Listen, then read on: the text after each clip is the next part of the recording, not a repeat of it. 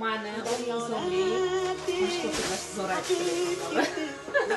tak, 10 ming so'mlik magazinim bor. Shu magazinimga qanaqa mahsulotlaringiz bor deb juda ham ko'p klientlar yozyapsiz. Shunga men sizlarga bitta video obzor tayyorladim. Yaqinroqdan keling. Uzbek brendidan bular hammasi eksport variant. Naskichalarimiz bor har xil turda, har xil variantda. 500 dan ortiq assortimenti bor. Prosta hozir bu yerga kamroq qo'ydim videoga ko'rinishi uchun. Atiga 3600 so'm chiqyapti, hurmatli xaridorlar. Olib bemalol 10 ming so'mlik do'koningizga qo'yib sotsanglar bo'ladi. Va yana litovka naski shapkalari ham bor.